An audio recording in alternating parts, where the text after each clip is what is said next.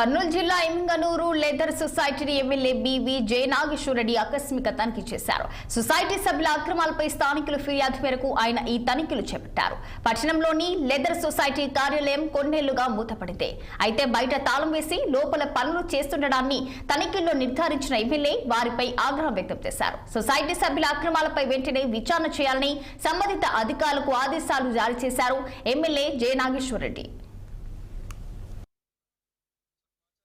గారు గొప్ప ఆశయాలతోటి ఈ యొక్క ఎమ్మిగనూరులో అనేక సొసైటీలు పెట్టి ప్రతి ఒక్కరికి కూడా మంచి చేయాలన్న ఉద్దేశంతో పోయినటువంటి పరిస్థితులు.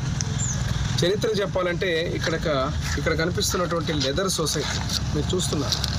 గతంలో కీర్తిశేషులు నా తండ్రి బివి మోహన్ రెడ్డి గారు ఉన్న రోజులు కూడా చాలా ఘనంగా ఈ సొసైటీలో దళిత సోదరీమణులందరూ కూడా లెదర్ ప్రోడక్ట్స్ తయారు చేసుకుని బ్రహ్మాండంగా వైభవపేతంగా బ్రహ్మాండంగా ఎక్స్పోర్ట్ కూడా జరిగేటువంటి పరిస్థితి.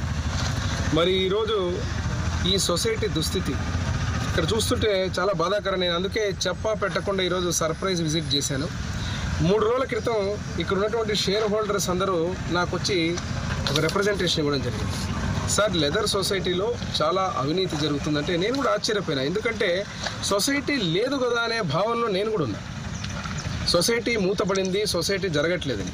ఈ సొసైటీకి సంబంధించి ఏదైతే ఈ లెదర్ చూస్తున్నది ఫ్రెష్గా ఇక్కడ తయారవుతున్నది, అసలు ఈ సొసైటీనే లేదని చెప్పి ఇక్కడ యాగమ్మ అని చెప్పి ఎవరైతే వికలాంగురాలు ఇప్పుడు నేను మాట్లాడానో ఆమె షేర్ హోల్డరు, దాదాపు 10-15 ఏళ్లుగా ఆమె చెప్తున్న మాట చూస్తే ఒక్కరోజు కూడా నేను నా ఆరోగ్యం బాగలేకపోయినా ఆబ్సెంట్ అయిన పరిస్థితి లేదు. నేను వచ్చినప్పుడు ఈ సొసైటీలో లెదర్ పర్సులు కానీ బెల్ట్స్ కానీ రకరకాల లెదర్ ప్రోడక్ట్స్ అన్ని కూడా బ్రహ్మాండంగా మేము చేసేవాళ్ళం. ఇదే చేత్తో నేను పని చేశానని చెప్తే కనీసం ఇక్కడ యాజమాన్యం దగ్గర పోయినప్పుడు మీరు ఎవరికి సంబంధం లేదు ఈ సొసైటీ అని చెప్పి నానా దుర్భాషలు ఆడారని చెప్పి బాధపడతా ఉంది. ఇది నేను ప్రభుత్వం దృష్టి తీసుకుపోతా. నేను ఎమ్మిగనూరు శాసనసభ్యుడిగా ఇక్కడ ఉన్నటువంటి ఈ యొక్క సొసైటీకి మళ్ళీ మంచి రోజులు వచ్చే విధంగా ఏదైతే షేర్ హోల్డర్లతో పాటు నిజాయితీగా నిస్వార్థంగా ఆ రోజు ఏదైతే సంకల్పించి ప్రతి ఒక్కరు ఉన్నారో ఇక్కడ దళిత సామాజిక వర్గానికి సంబంధించినటువంటి దళిత సోదరి వాళ్ళందరికీ కూడా మళ్ళీ పని కల్పించే విధంగా ఈ సొసైటీకి మళ్ళీ పూర్వవైపు వచ్చే విధంగా చేస్తాం.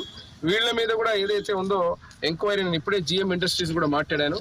ఆశ్చర్యం ఏమంటే ఆయన కొత్తగా వచ్చాడు, ఆయనకు కూడా దీని గురించి తెలియదు.